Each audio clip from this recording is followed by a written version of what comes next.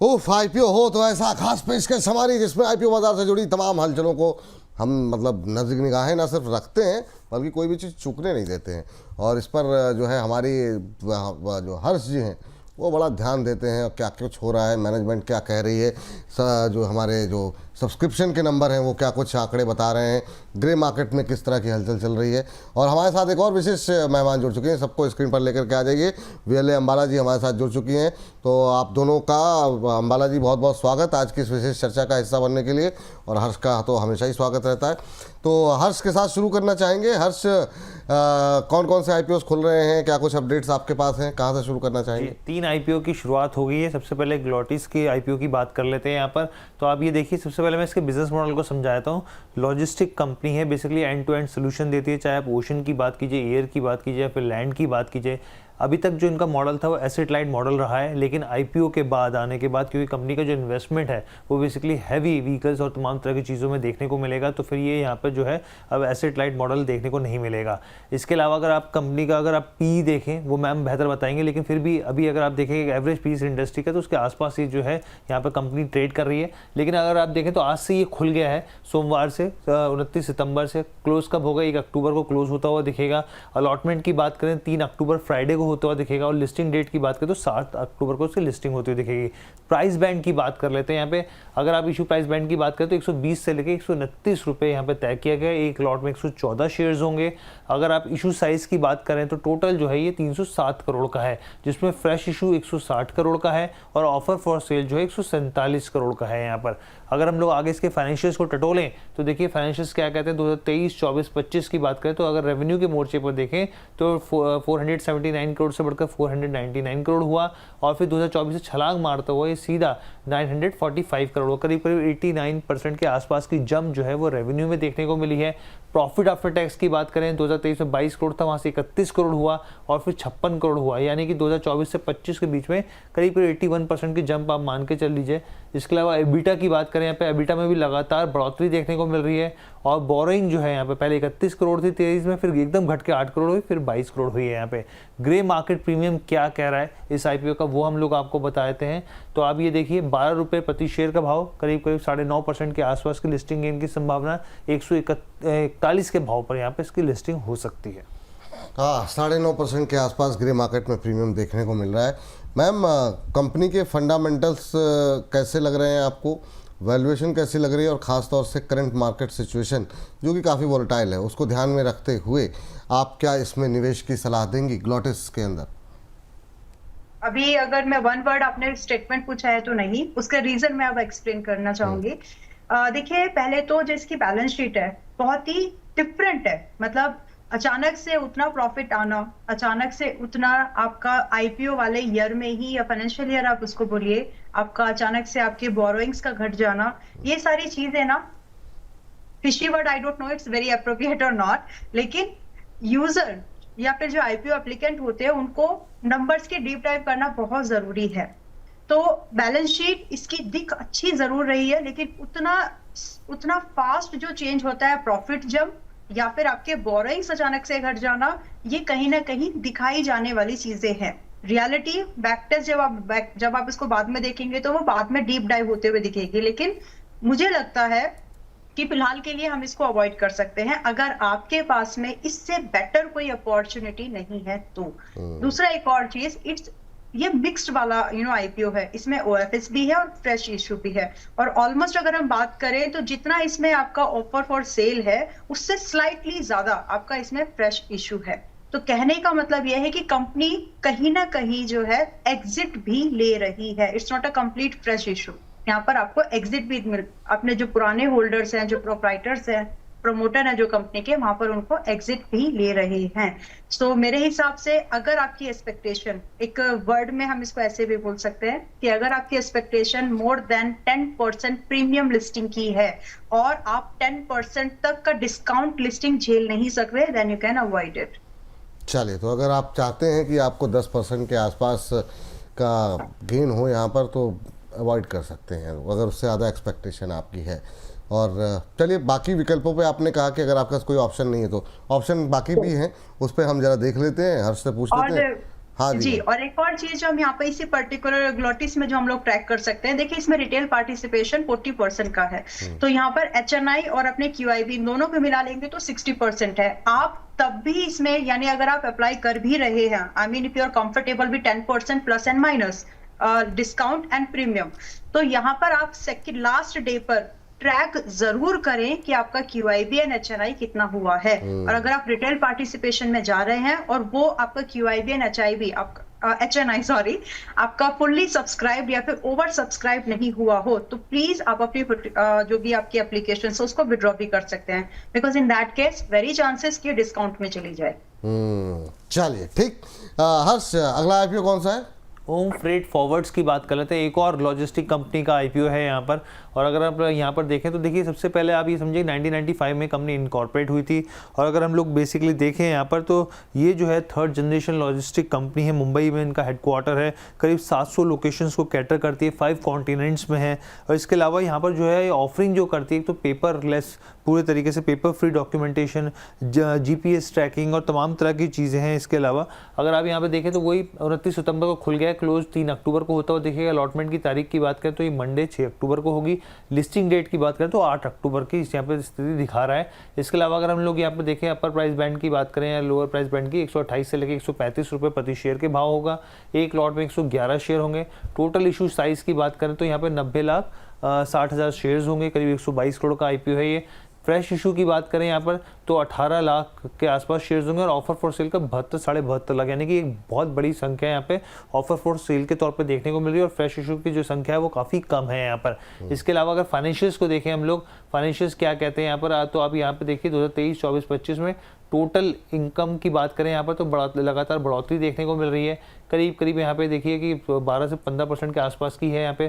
Profit after tax की बात करें यहाँ पर तो प्रॉफिट आफ्टर टैक्स में 2023 में 27 करोड़ था, फिर 10.5 करोड़ हुआ, फिर एकदम से जंप मार के ये 22 करोड़ हुआ, डबल से ज़्यादा देखने को मिल रहा है, 112% की शायद आसपास। इसके अलावा एबिटा की बात करते हैं यहाँ पर 2023 में 33 करोड़ था, फिर वहाँ से 12 करोड़ हुआ, फिर एकदम से एबिटा ने जंप मारा और फिर ये 38 करोड़ हो गया यहाँ पे। बोरोइंग जो है 8 करोड़ से बढ़कर 24 करोड़, बहुत स्लाइटली सी बढ़ोतरी यहाँ देखने को मिल रही है। ग्रे मार्केट प्रीमियम क्या कह रहा है इसका ओम फ्रेट फॉरवर्ड्स का, एक और वो भी ले आते हैं। तो ये देखिए ये भी 11 रुपये यहाँ पर करीब 8.15% के आसपास की, यानी कि 146 के भाव पे लिस्टिंग की संभावना जताई जा रही है। चलिए 8.8% के आसपास का ग्रे मार्केट के अंदर प्रीमियम देखने को मिल रहा है।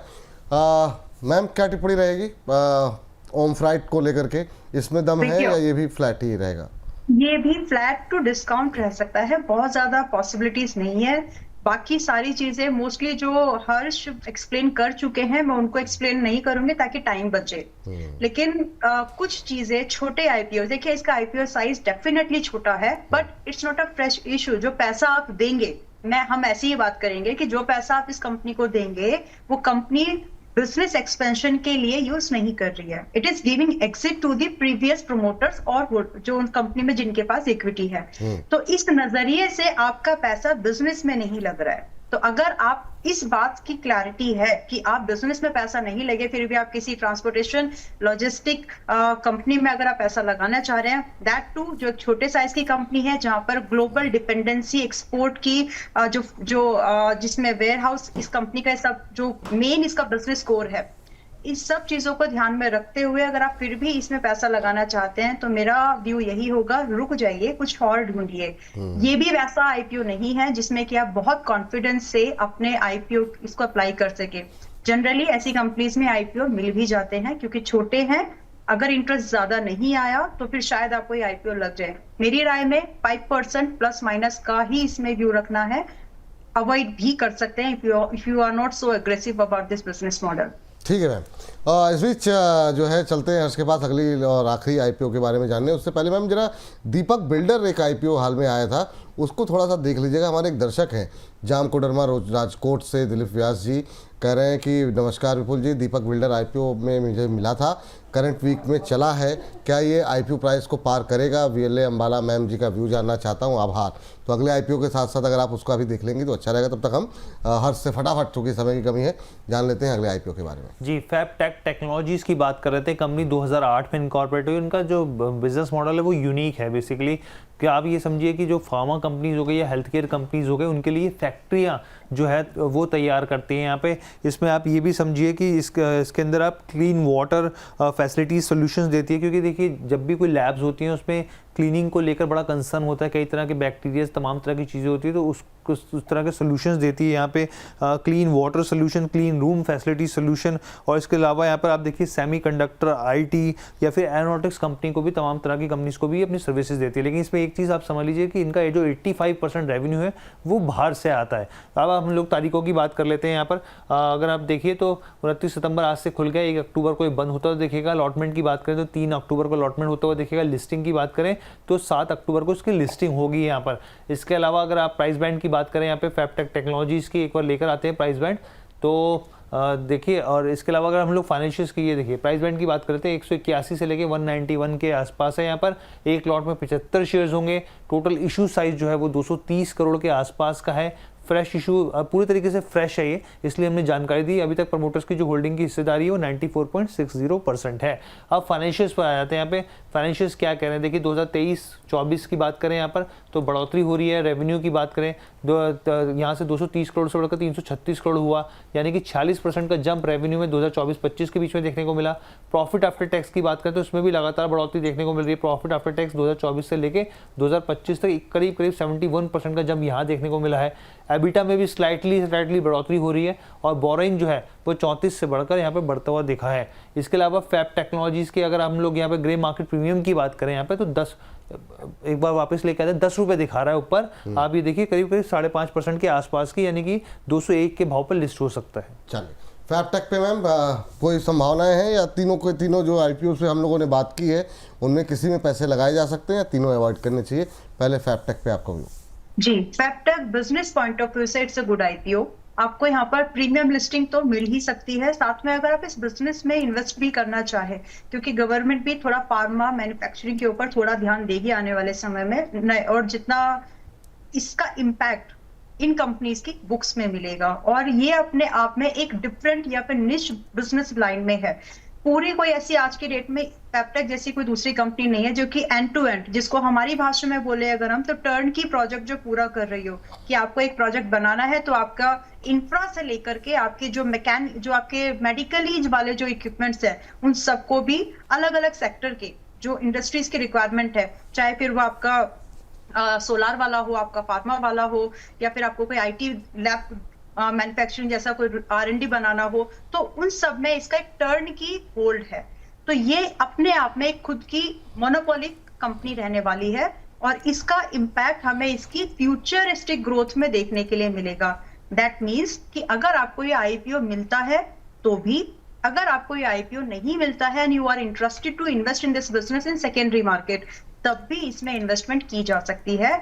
मेरा ऐसा मानना है कि अगर ये आईपीओ फ्लैट हुआ या अप टू 10% की लिस्टिंग गेन के रेंज में हुआ, तो भी हम इसमें एक चांस ले सकते हैं।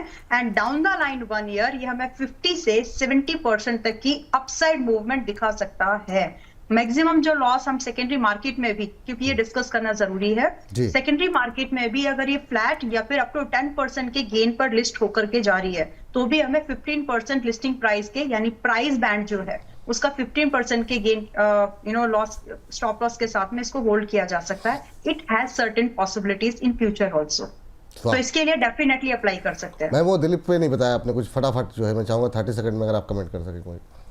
इसमें अगर आप होल्ड कर सकते हैं तो करिए, अगर आप थोड़ा बहुत एवरेज आउट हो सकते हैं तो 157-58 के पास में हुई है, और टारगेट एक्सपेक्ट करिएगा लगभग, आपको आईपीओ वाला भाव आते आते तो समय लगेगा, बट एक एग्रीगेटेड प्राइस, एक एवरेज्ड प्राइस वो आपको 92 तक तो मिल जाएगा। इसके बाद ट्रेलिंग सजेस्टेड है, अभी ये चल रहा है 170 पर। चलिए, बहुत बहुत शुक्रिया मैम, बहुत बहुत धन्यवाद आज की इस चर्चा में जुड़ने के लिए, अपना महत्वपूर्ण समय देने के लिए। Thank you so much. हाँ, हर्ष आपका भी बहुत बहुत धन्यवाद। मैम कोई डिस्क्लोजर आपकी तरफ से?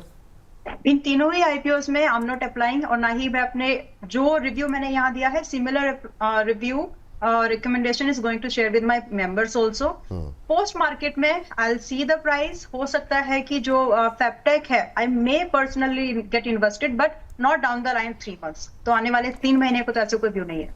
चलिए, बहुत बहुत शुक्रिया, बहुत बहुत धन्यवाद आप लोगों का।